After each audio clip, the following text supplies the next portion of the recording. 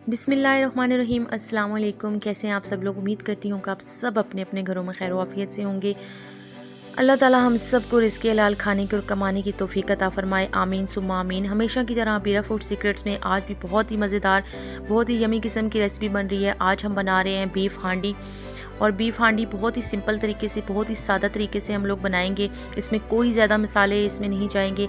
मैंने क्या किया है कि सबसे पहले गोश्त को लहसुन और प्याज डाल के इसको मैंने बॉईल कर लिया है।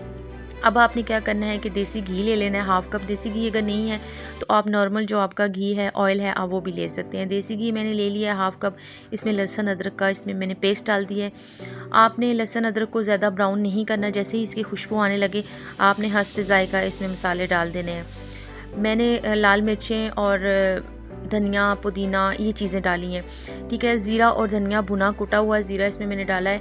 और ये टमाटर का पेस्ट है। मिर्चें, हरी मिर्चें और टमाटर को मैंने पेस्ट बना के और इसको मैंने इस तरीके से पेस्ट बना के डाला है।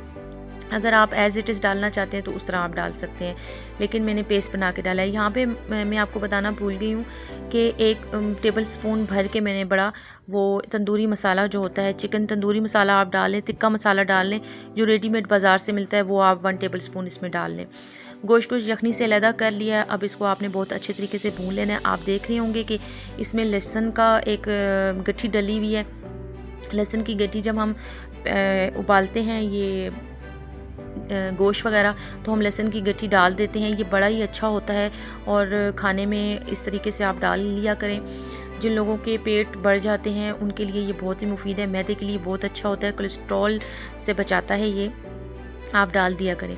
अब आपने क्या करना है, बहुत अच्छे तरीके से इसको भून लेना है। और एक बात आपने जहन में रखनी है कि जब आप हांडी में कोई चीज़ बना रहे हों तो आपने डन करने से पहले, मतलब आप जब देखें कि ये फुल पक गई या फुल पकने से पहले आपने इसको बंद कर देना फ्लेम, क्योंकि काफ़ी देर हांडी जो होती है वो गर्म रहती है और उसमें वो चीज़ पकती रहती है।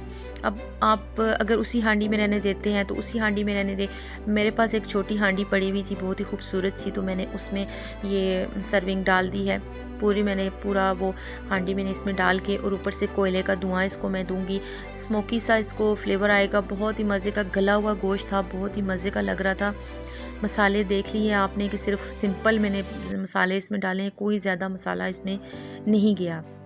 अब आपने क्या करना है कि इसका कोयला आपने रिमूव कर देना है, निकाल देना है, और इसको बहुत अच्छे तरीके से प्रेजेंट करके आपने पेश करना है। हांडी में मैंने इसलिए डाला था कि मैंने इसी तरह इसको प्रेजेंट किया है, इसी तरह मैंने इसको रखा है। और हांडी में काफ़ी देर ये गर्म भी रहा है। और आप भी ये ज़रूर रेसिपी बनाइएगा और मुझे ज़रूर फीडबैक दीजिएगा कि ये रेसिपी आपको कैसी लगी है। बहुत ही सादा सी, बहुत ही सिंपल सी ये रेसिपी है, ये बीफ हांडी, और बाज़ार में भी आप खाते हैं।